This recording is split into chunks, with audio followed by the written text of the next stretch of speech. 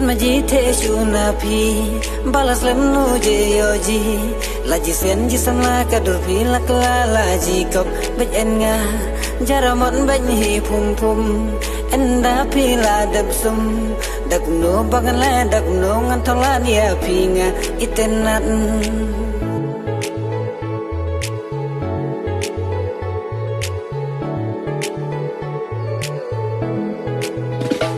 hak man jong nga pi la bit